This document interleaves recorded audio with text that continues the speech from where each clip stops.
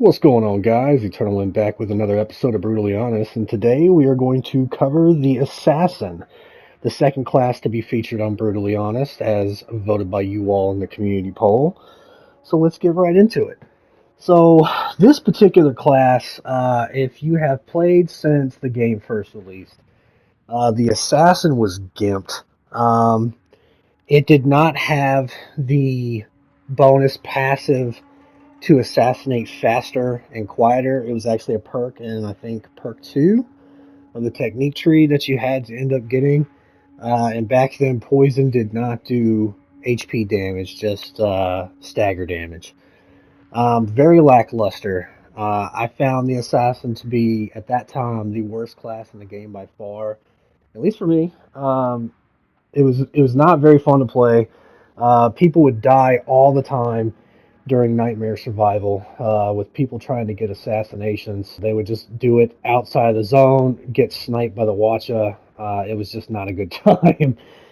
They've done a lot in terms of reworks for the assassin. It's now one of the better classes in the game. Each class is great in its own right. You know, each one has its own specific playstyle, strengths and weaknesses. But they have done a tremendous job in tweaking the assassin to the point where it feels more like an assassin now. They made it to where you do have the passive ability to get quicker and quieter assassinations. I kind of wish that they had done like a specific perk uh, passive wise for each character aside from what we have here, with the assassin pretty much being the only one that gets something like this. It is pretty cool though, and what they ended up replacing that perk is deft hands, to where every time you get an assassination, you get 3 seconds off of your cooldowns for your class ability and ghost weapons, which is pretty nice, especially if you run anything other than Toxic Vanish. So as far as its specific gear, the blowgun, man, this thing, back when you couldn't do HP damage, back when you didn't have Deadly Nightshade, was absolutely terrible. You pretty much used it just for resolve. So being able to equip a Forbidden Medicine pretty much meant that every assassin that was doing decent was doing ultimate spam. And let's face it, if you're going to ultimate spam, you're going to do it on the hunter or the samurai, not the assassin. So it's nice that they were able to actually tweak that to make the blowgun viable and actually do damage. I think it also would have been nice to get a passive stealth attack bonus for this class. I mean, it's nice that you can get it with the perks and stuff, kind of like what the samurai gets for melee damage through deep strikes. But I really feel like each class should have had a passive aside from, just their perks from the technique tree. But blowgun is a much better option now. I use it in pretty much every build except for an immunity weak build. I don't use Forbidden Medicine frequently on this class, but you most definitely can. Forbidden Medicine is a phenomenal legendary no matter what class is using it. But the Assassin Charm, man, after they gave us HP damage on Toxic Vanish, the ability to get Toxic Vanish radius 100%, it really feels like it's more than that. But when you don't have this, I feel like it's more than 100% less. Having 100% Toxic Vanish radius makes me feel like we've got it 3 to 4 times with the radius that's on it. It's amazing.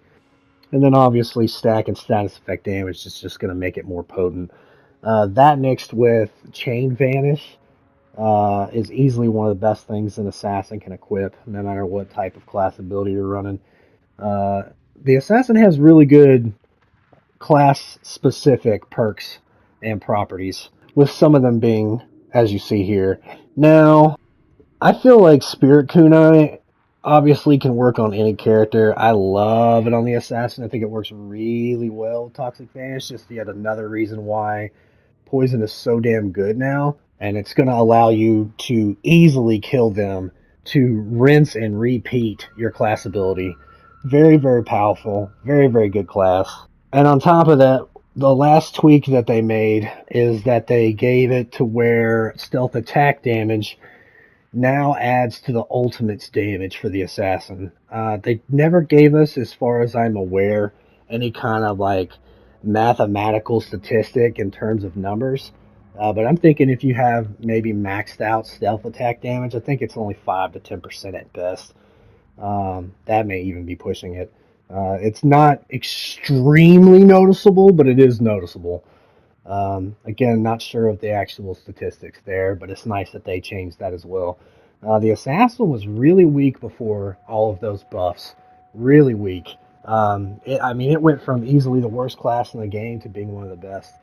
And they didn't have to change much. All they had to do was tweak the stealth attack formula, um, and then make it to where poison did HP damage. And again, it really made the blowgun actually worthwhile, which is nice because I don't think anybody really ran it beforehand. As for techniques, again, Toxic Vanish extremely powerful now. I really like this. I use this in most of my poison builds, or just builds rather in general for the assassin.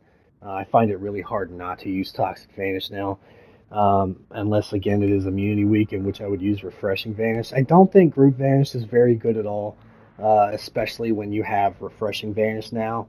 I think this is far too useful in comparison to Group Vanish, to where I would just pretty much never use this. You've got two phenomenal class abilities now for the assassin, in which Group Vanish, outside of just unlocking that one outfit, is pretty much useless.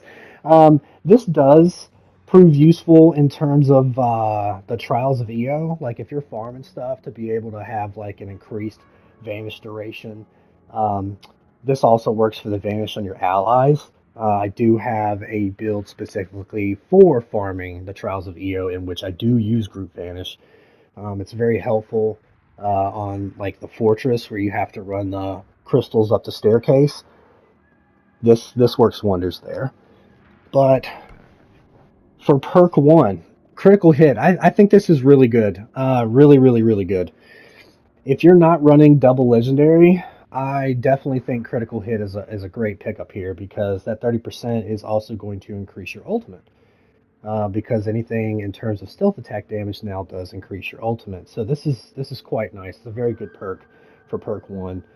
This is pretty much where I would either get double legendary as you see here or critical hit depending on my build. Um, Super Strike, I think if Super Strike was on tier 2 instead of tier 1, this would be much more useful. It'd be nice to stack these. Um, I just, there are times where I have used this and I've liked it, but I feel like you just have to put way too much into your stealth attacks to make this actually do what it's supposed to do. It's nice when you can see that triangle pop up and it's not just like a super critical hit, it is a super assassination. That is cool knowing that you're going to one-shot an enemy you wouldn't normally have. But at the same time, depending on how much stealth attack damage you have, just having critical hit may have actually given you just enough to do it without having to spend a resolve. So this is extremely situational. I've had fun with it in the past, but I no longer use it. Again, I don't use any of these where the class ability gets decreased by 15%. I mean, if you stack this with 2 stacks of ability cooldown of 24% to where you'd have 39% cooldown reduction, I guess you could find some use out of it. But with stuff like double legendary or critical hit in perk 1, I just don't find it very useful myself. Uh, Especially with this now increasing your ultimate damage. And then obviously, legendary, you know what it is. You either get it there or you don't. Perk 2, Light Step. Oh boy. Alright, can we just talk about something else? This is useless. And so is this. Um, this would have been great, again, if it was on a different tier than Deadly Nightshade. Because the amount of stagger damage that you get is really, really good. 50%. And generally on my poison builds, I usually get at least 1 stack of stagger damage because of the damage that Toxic Vanish does.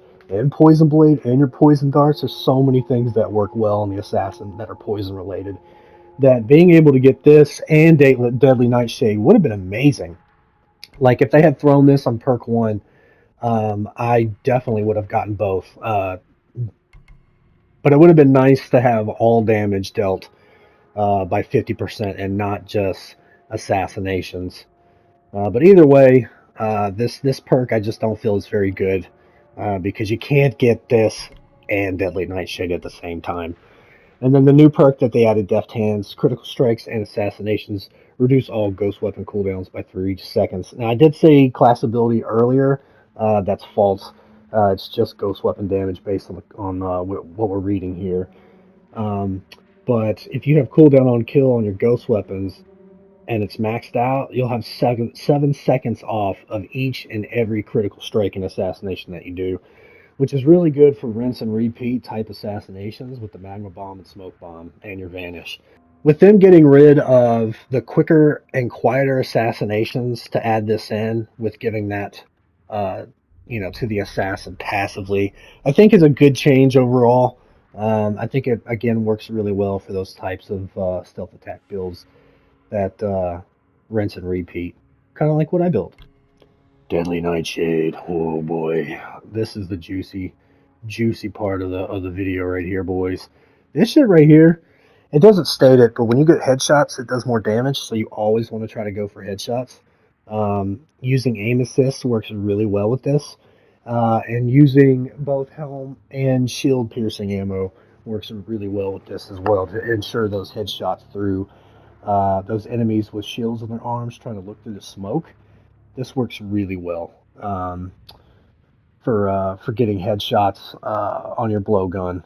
This shit is awesome. This completely changed the game in terms of the assassin. It's easily its best perk if you are running a toxic build, a toxic vanish build, poison build.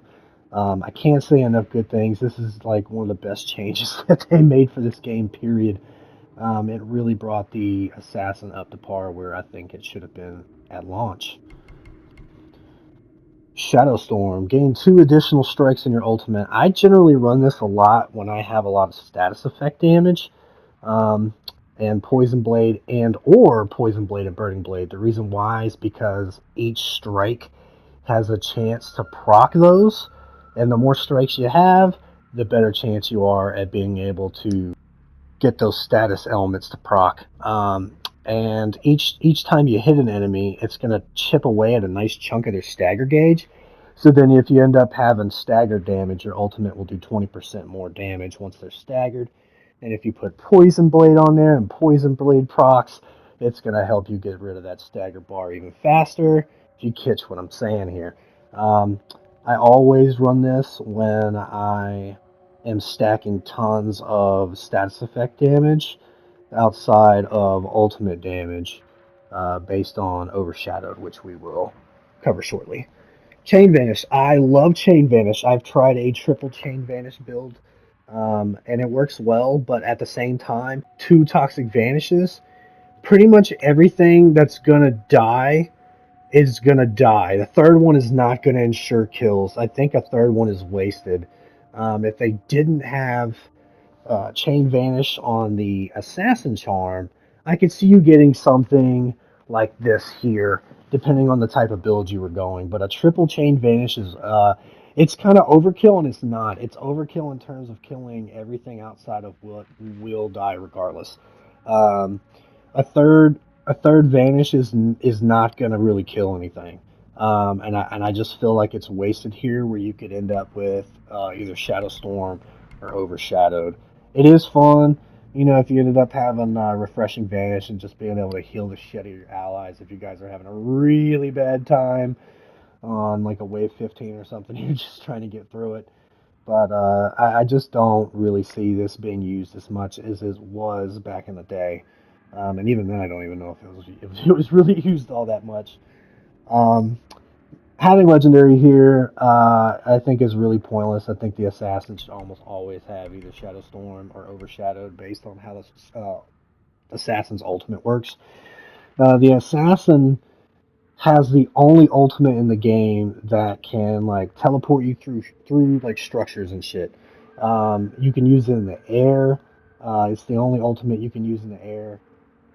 It's really, really fun to use on Blood and Steel when you're trying to get up to the cliff or get down from the cliff, and you swing either over to the wall or off the wall and just teleport straight into your enemy. It's really, really cool. The assassin has a great ultimate. It's really fun to use. Um, so getting legendary here kind of gimps that. So I advised against it and pick it up here if you are running a double legendary build. And then Overshadowed. I like this, and I have a hard time choosing this over Shadowstorm and vice versa because they're both great in their own regard, used for two completely different reasons, yet the same reason at the same time. Was that a clusterfuck? Let's roll with it. So generally, I like to use Shadowstorm when they're disciples because I don't want to use one of these 100% extra damage assassin ultimate strikes on a disciple that would have died from one or two hits from Shadowstorm. It's really hard to choose this during that um, over Shadowstorm, but outside of like a disciple or a Plat 7 type scenario, I think this works really well, especially if you're going for maxed ultimate damage for an assassin. This can hurt, especially if you pair it with like Masamune's Edge. Um, it's gonna hit like a truck. And back to gear for a moment. Some of the better things that I like to run on this class. If you can't do Moonmaster cancel, I've had a lot of people say, "Hey, I can't do it," or "I can't do it consistently." Guys, that's okay. Run Water Katana. Um, you could do this with Burning Blade and Poison Blade, or Poison Blade and Surging Strikes. Either one is good. I like Moonmaster Cancel because I've played the game for frickin' ever. I have thousands of hours of this game, and this has kind of brought the game new life for me. Gave me something different to do. It works extremely well and it's fun. But again, if you can't do it or you're just not comfortable doing it or don't want to, a water katana is a great choice. I have builds with the Stone Striker that works really well in the Assassin, especially with the Stone Striker because of that bonus damage to staggered enemies. What does Poison do? It staggers them. So it works really well with, Poison Darts, Poison Blade, and Toxic Vanish. And then again, if you're going for an ultimate spam build, Masamune's Edge is really hard to beat, especially now that we can get Moonmaster Cancel on here by just throwing on Moon Stance. This with Poison Blade works really well. Um, the Heaven Sting is also a really good option, especially if you're trying to speed run. This can really help with that kind of stuff. I don't find it very useful for me, but I don't try for leaderboards. If you do, go for it. And let me just give a shout out to this right here. Do you see what I have here? So raise and reload speed with headshot refund and poison ammo. If you guys want, I'll make a build based on the Weightless Spirit because it actually works really well on the Assassin. You can stack status effect and ultimate damage, and when this poison procs from the poison arrows from the Weightless Spirit, which you can shoot like a damn assault rifle, you're going to do a lot of damage both with the arrows, the status effects, and it's going to build a lot of resolve in which you can just ultimate the shit out of everything. It's actually really fun. So let me know if you guys want to see something like that. Assassin Charm, one of the better class-specific charms. Shogun's, but it's an Assassin Charm. This is the only one that has stealth attack damage on there. Shit makes absolutely no sense. I suppose I could make a build with this to just do something different, have a legendary charm with something that gives stealth attack damage to kind of help out the assassin. But, guys, stick with the assassin charm. Spirit Kunai works phenomenally well on a poison assassin more so than anything else in terms of an assassin. This works really well with stealth attack damage builds with the Magma Bomb. Also a great option. Um, Outside of these, I don't really see many ghost weapon ones for this class. I have a couple here just to mess around, but yeah, that's a dirt throw. And then here, obviously, I generally run either a smoke bomb or caltrops, depending on my build. I have several here, as you can see, including a Misty Agata and a beautiful Demon Seeds. As you can see there at the bottom, Liquid Courage, just not nearly as good as it used to be. Even though it used to be used for massive ult spam, which does work well for the assassin, just like it does any other class. But I just don't find it as useful as it used to be. Therefore, I kind of stick with smoke bombs or caltrops for the assassin. But this is a phenomenal class overall. I have a lot of builds on my channel based on the assassin, which would not be possible without the reworks that they gave to this class. If you enjoyed this video, please be sure to smash that like button and subscribe to stay up to date on all of my content. I appreciate you guys coming out, and I'll catch you on the next one. Deuces!